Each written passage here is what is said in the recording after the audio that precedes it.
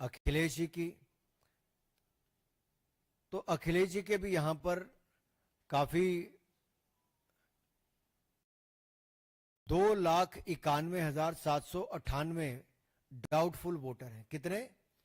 अखिलेश जी के यहां पे 2,91,798 डाउटफुल वोटर हैं। और अखिलेश जी चुनाव कितने वोट से जीते? 1,70,922 वोटों से। अब साहब इसमें देखिए बड़ी मजेदार बात है कि अकील का वोट यहां पे नजर आपको आ रहा है, राजू पिता का नाम मुल्ला, उनका वोट नजर आता है, और ये एक नहीं दो दो जगह नजर आता है। एक जगह अकील पिता का नाम खलील, आयु भी सेम रखते हैं, लेकिन वोट बार बार बनता है, डुप्लीकेट होकर बनता है।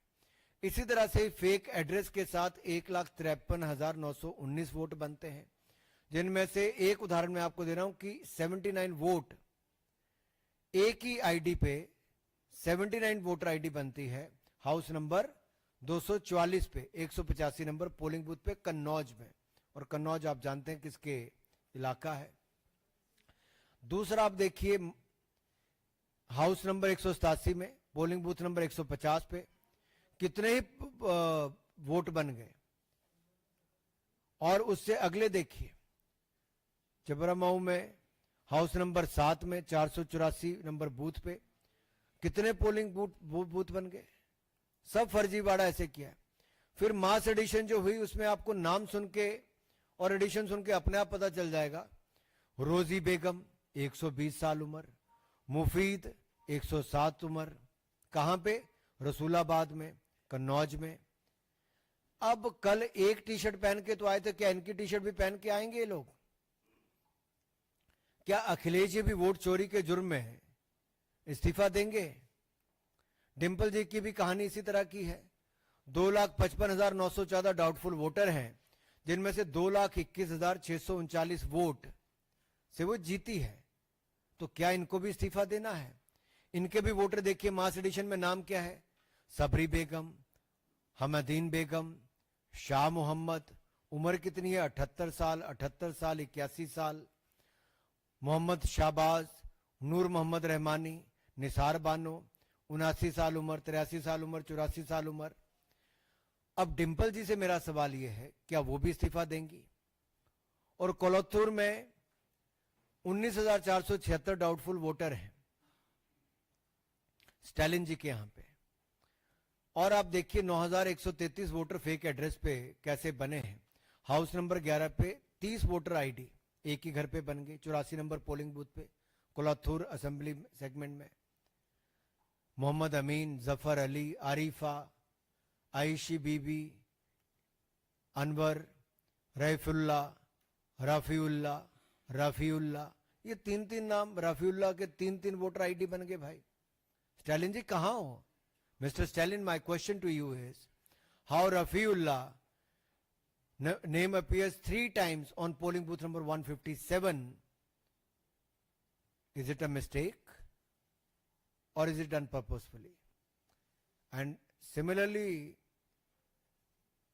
such more examples are given here.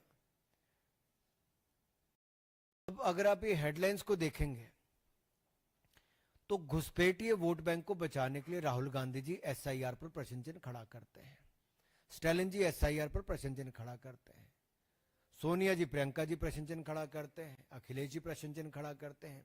लेकिन आज बड़ा प्रश्न चिन्ह अभिषेक जी हो, राहुल जी हो, प्रियंका जी हो, सोनिया जी हो, स्टालिन जी हो, अखिलेश जी हो, इन सबके लोकसभा से विधानसभा क्षेत्रों में जो वोटों का फर्जीवाड़ा और जो मल्टीपल वोट बनाए हैं, वो अपने आप में दिखता है कि इसके पीछे खेल केवल अपने घुसपैठी वोट बैंक को बचाने के लिए है।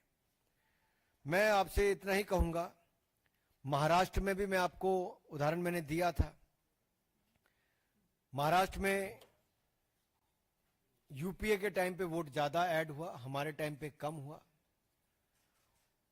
भांडाफोड़ जब कांग्रेस के अपने ही मंत्री ने किया तो उस दलित नेता को रंजना को इस्तीफा देने के लिए मजबूर कर दिया। फेक रिलेटिव्स का खेल अभिषेक जी के लोकसभा क्षेत्र में साफ देखने को मिला। अब तो यही लगता है विपक्ष के इस शोर को देख के कि चोर मचाए शोर। और मैं एक बात जरूर कहूंगा, वायनाड से लेकर रायबरेली से लेकर डायमंड हार्बर हो या अखिलेश जी का लोकसभा क्षेत्र हो, हर जगह यह सवाल खड़ा होता है कि इन्होंने फर्जी वोट क्यों बनने दिए, आखिरकार इन्होंने ये काम क्यों किए, क्या ये वोट की चोरी और घुसपैठियों को जो संरक्षण है इसको देखते हुए अपना इस्तीफा देंगे। तो मेरा उनसे सवाल है, अखिलेश जी, राहुल जी, प्रियंका जी, ये कब इस्तीफा देंगे? और प्रोपेगेंडा किंग तो आपको पता ही है कौन है, जो हर बार भय और भ्रम फैलाने का काम करते हैं। और प्रोपेगेंडा किंग के लिए कोई नई बात नहीं है। चुनाव से पहले वो संविधान के बारे में भ्रम फैलाते हैं, झूठ फैलाते हैं, लोगों में प्रोपेगेंडा फैलाते हैं, और चुनाव हार जाने के बाद फिर खिसक जाते हैं, विदेश यात्रा पर चले जाते हैं। और मैं राहुल जी से कहूंगा, प्रोपेगेंडा फैलाने की बजाय अपना एजेंडा बिहार चुनाव के लिए कोई तय करें, आत्म निरीक्षण करें, आत्म चिंतन करें। और जो देश की जनता ने मोदी जी को बार बार जिताया, भारतीय जनता पार्टी को बार बार जिताया, देश की जनता को गाली देना बंद करें, देश की जनता के वोट का अपमान बंद करें। और ये जो आपका एजेंडा भारत के लोकतंत्र को कमजोर करने का है, भारत की संवैधानिक संस्थाओं पर प्रश्न चिन्ह खड़ा करने का है, भारत की संविधान संस्थाओं को खत्म करने का आपकी एक शुरुआत जो आपका एजेंडा चल रहा है, आप इस एजेंडा और प्रोपेगेंडा को खत्म कीजिए।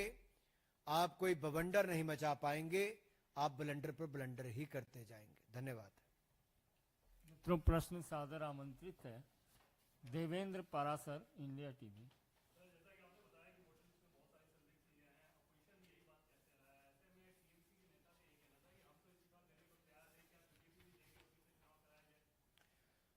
हमारा तो भारत के लोकतंत्र किया जा सकता है, लोकतंत्र फिर कह दिया वीवीपैट 100% चेक सुनिश्चित करो। हर हार के बाद कांग्रेस ने नया बहाना ढूंढने का काम किया। आत्मचिंतन, आत्मनिरीक्षण कांग्रेस ने नहीं किया, लेकिन आरोप ईवीएम इलेक्शन कमीशन से लेके संवैधानिक संस्थाओं पे बार बार लगाते रहे। और अब बिहार चुनाव हारता देखकर कांग्रेस पहले ही विपक्षी दलों के साथ मिलकर झूठे आरोप लगाने में लगी है। कल कुछ कांग्रेस के लोग कह रहे थे राहुल गांधी जी और विपक्ष के नेताओं ने बवंडर खड़ा किया। अरे भाई, बवंडर नहीं, बलंडर है, और मैं बताने वाला हूं कैसे। जितने आरोप आज तक लगाए, मैं राहुल जी को यही कहूंगा, धूल चेहरे पर थी पर आप आईना साफ करते रहे। और एक एक करके इनको बताना जरूरी इसलिए भी है कि 1952 से अगर हम शुरुआत करें, चोर चोर मुसेरे भाई मिलकर वोट की चोरी की दुकान चलाई, यानी कि कांग्रेस सीपीआई ने मिलकर संविधान निर्माता, एक संत जैसे नेता डॉक्टर भीमराव अंबेडकर जी को चुनाव हरवाया। और चुनावी भ्रष्टाचार की नींव कांग्रेस ने पहले चुनाव से 1952 में ही रख दी थी। डॉक्टर बाबा साहब अंबेडकर को हराने का काम किया, कांग्रेस सीपीआई ने मिलकर किया। और आप रिकॉर्ड चेक करिए, 74,333 वोट खारिज किए गए, जबकि डॉक्टर भीमराव अंबेडकर जी मात्र 14,561 वोट से हारे थे। कांग्रेस ने तो संविधान निर्माता एक दलित नेता को पहले चुनाव में निपटाने का काम कर दिया। और 21 अप्रैल 1952 को डॉक्टर अंबेडकर ने 18 पेज की याचिका दायर की। आप कल्पना कीजिए, जिन्होंने संविधान बनाया था, एक कांग्रेस और एक परिवार ने उसी संविधान निर्माता को चुनावों में धांधली करके हरा दिया। ये चुनावी भ्रष्टाचार का पहला उदाहरण। आगे बहुत सारे उदाहरण हैं। मैं चाहूंगा कि एक स्लाइड शो करके आपको, अगर इससे प्रेजेंटेशन देके अगर आप अनुमति देंगे तो मैं आपको बताना चाहूंगा।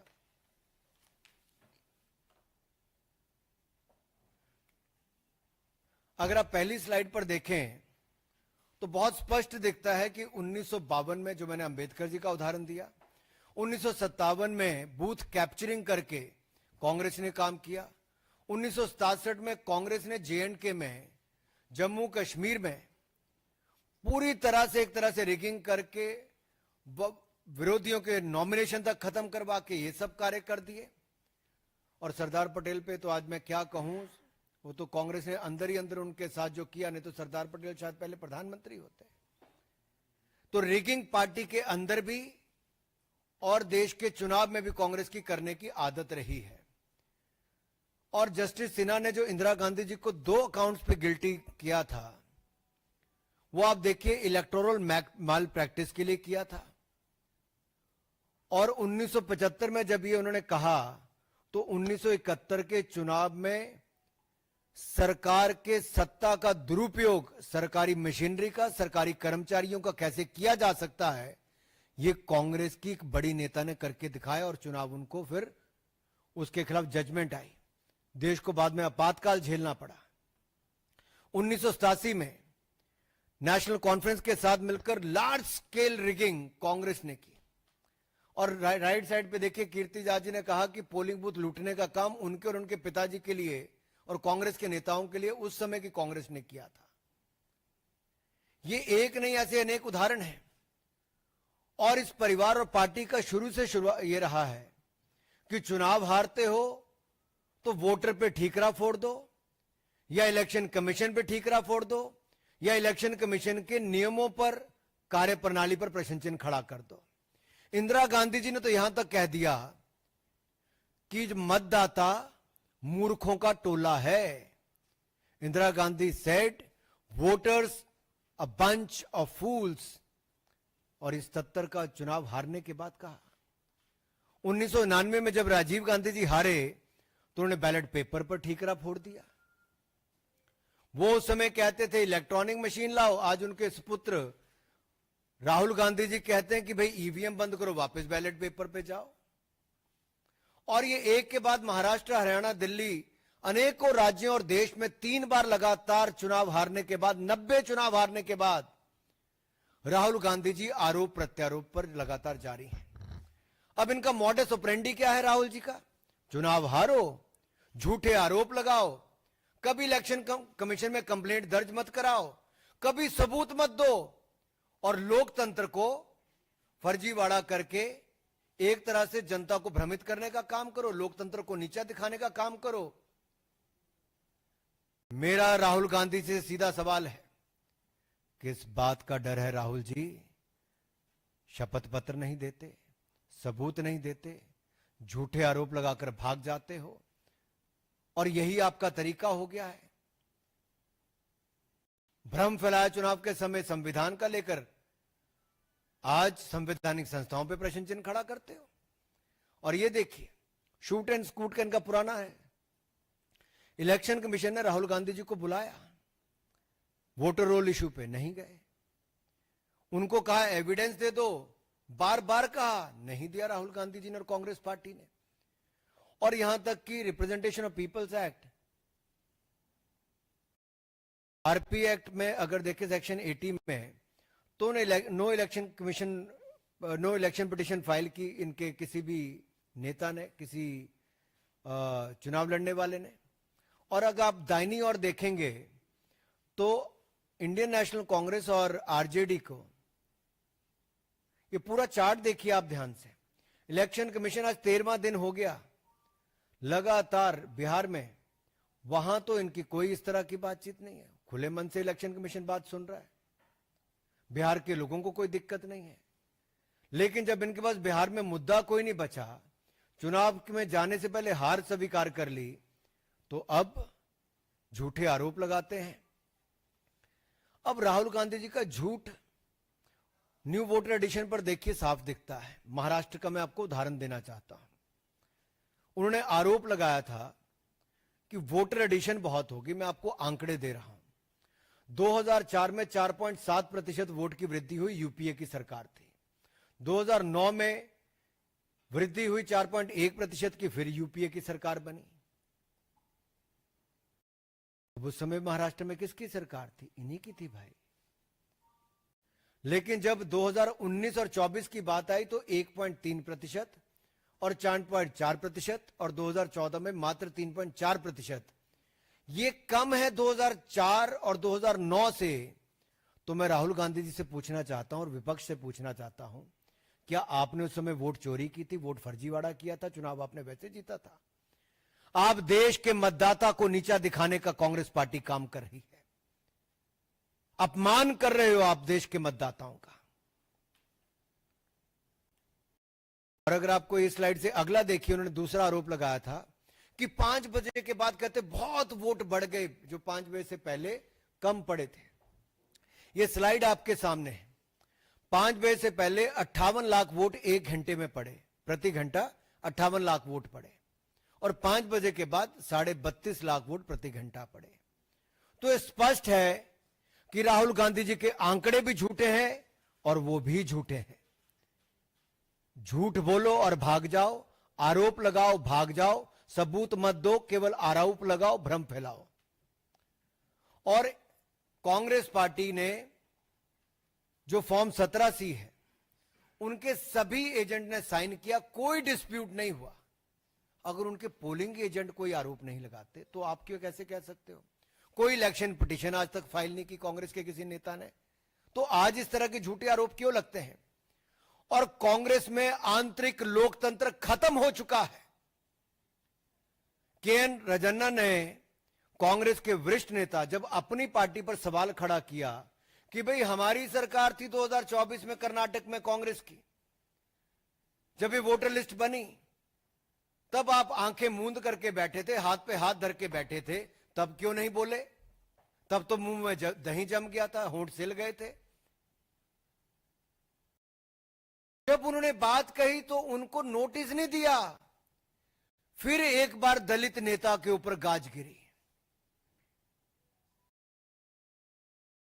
कांग्रेस ने उनको नोटिस तो छोड़ी, उनको बर्खास्त करने का सीधा आदेश राहुल गांधी जी ने दिया। कांग्रेस में आंतरिक लोकतंत्र खत्म हो चुका है। और देखिए इसमें भी आंकड़े, आप दाहिनी तरफ देखिए, धुले सीट पे मैं बता रहा हूं आपको स्पष्ट दिख रहा है कि कैसे माइनॉरिटी डोमिनेटेड मालेगांव में, मालेगांव सेंट्रल में 1,94,000 वोट जो एक विधानसभा में पड़े, उसने एक तरफा कर दिया, जबकि बाकी 4 विधानसभाओं में 1,90,000 की हमारी लीड थी। तो ऐसा तो कई है। और ये सब तब हो रहा है जब राहुल गांधी जी को और विपक्षी दलों को अपने घुसपैठिए वोट बैंक पर नजर है, उनको बचाना चाहते हैं। ये तुष्टीकरण की राजनीति, ये बार बार कांग्रेस की और विपक्षी दलों की तुष्टीकरण की राजनीति आती है। ये एक वर्ग को देखकर अपना वोट बैंक साधते हैं और उसके लिए किसी भी हद तक भय भ्रम फैलाने का काम करते हैं, झूठे आरोप लगाने का काम करते हैं, और एक घुसपैठ करने वाले को संरक्षण देने का लगातार काम पीढ़ी दर पीढ़ी और दशक दर दशक ये कांग्रेस ने करने का काम किया है। और जब SIR लाए कि ये जो फर्जी वोट अगर बनते हैं तो उसकी सफाई हो, सच्चे भारतीयों को, पक्के नागरिकों को वोट का अधिकार उनका ना छिने, लेकिन जो घुसपैठिए हैं, जो फर्जी वोट बना है, उनके वोट को खत्म किया जाए, तो उसका विरोध कांग्रेस पार्टी करती है। आखिरकार हिंदुस्तान के लोगों के वोट को नीचा क्यों दिखाना चाहती है कांग्रेस और विपक्षी दल? ये घुसपैठियों के वोट बैंक पर राजनीति क्यों करना चाहते हैं विपक्षी दल? क्या हिंदुस्तान के मतदाताओं ने बार बार कांग्रेस को नकारा, तो अब केवल अपने घुसपैठिए वोट बैंक तक ही सीमित होना चाहती है कांग्रेस? और ये टाइम्स ऑफ इंडिया की, इकोनॉमिक टाइम्स की हेडलाइंस मैंने आपको दिखाई है। अगर आप अगले में देखेंगे, मैं तो आपको 5 पैटर्न बता रहा हूं कैसे घुसपैठिए वोट बैंक पर जो डुप्लीकेट वोट है, फेक एड्रेस है, फेक रिलेटिव है, मैनिपुलेटेड एज कहें या गलत एज छप गया, और मास वोटर एडिशन जो है मैं उस पर आपको एक उदाहरण देता हूं। डुप्लीकेट वोट का देखिए आप, रायबरेली नाम तो सुना होगा आपने, राहुल जी ने भी सुना होगा। रायबरेली में मोहम्मद कैफ खान, बूथ नंबर 83, 151, 218, सब जगह इनका नाम है, नाम सेम है, बस बाप का नाम भी सेम है, लेकिन वोट 3 पोलिंग बूथों पे बना हुआ है, 83, 151, 218 में। अगला देखिए fake address, 47 voter ID Diamond Harbour में। अभिषेक बनर्जी जी, डायमंड हार्बर में 47 वोटर आईडी हाउस नंबर 189 के पोलिंग बूथ 131 पर रजिस्टर हुए हैं। ये रायबरेली में हुए हैं जो 47 वोटर आईडी, और डायमंड हार्बर में मल्टीपल रिलीजन के एक ही घर नंबर 0011 पे बूथ नंबर 103 पे फाल्टा असेंबली में डायमंड हार्बर जो लोकसभा है वहां पे रजिस्टर हुए। और नाम भी अगर आप पढ़ेंगे तो अगर रायबरेली के पढ़ूं तो मोहम्मद इस्लाम है, मोहम्मद इरफान है, मोहम्मद कासिम है, फिर साफिया मोहम्मद कासिम है, फकरून निहा है, मोहम्मद कबीर है, श्रीमती फरीदा बानो है, शकील अंसारी है, मोहम्मद अयूब है, सबनम है। ये सारे नाम रायबरेली के हैं। राहुल जी को कभी ये नाम नहीं दिखे, सोनिया जी को कभी ये नाम नहीं दिखे कि 47 वोटर आईडी एक ही घर पे कैसे आए। राहुल जी, आप तो कई सालों से वहां पे वोट मांग रहे हो। अगले पे देखिए, फेक रिलेटिव की आप बात करते हैं, खुर्शीद आलम एक ही रहता है लेकिन इनका बाप बार बार बदल जाता है। खुर्शीद आलम वहीं रहते, बाप बदल जाता है भाई वोटर लिस्ट में। अगर आप देखिए कहां पे, डायमंड हार्बर में। अभिषेक जी जाइए, कभी मिलके तो आइए और पता कीजिए क्या खुर्शीद आलम के पिताजी एक ही हैं कि अलग अलग बदल गए हैं, और इनका नाम कैसे बार बार बदल गया है। और यही नहीं, जो आप ज्यादा उम्र के वोटर्स की बात करते हैं तो कैसे निलंबर में, वायनाड में, और वायनाड में तो मुझे भाई साहब श्रीमान राहुल गांधी जी 2 बार चुनाव लड़े, श्रीमती प्रियंका गांधी जी 1 बार चुनाव लड़ी। तो दोनों से मैं पूछता हूं, ये जो नए वोटर की एडिशन हुई है 102, 101 साल, 99 साल, ये नए वोटर है, तो आपने तो 3 बार वोट ले लिया भाई। तो क्या आपने अपने बीएलए से, अपने पोलिंग बूथ एजेंट से, या आपने वोट मांगे, आपने कभी नहीं देखा? कैसे हुआ ये? और आगे देखिए, मास वोटर एडिशन की बात करूं, 301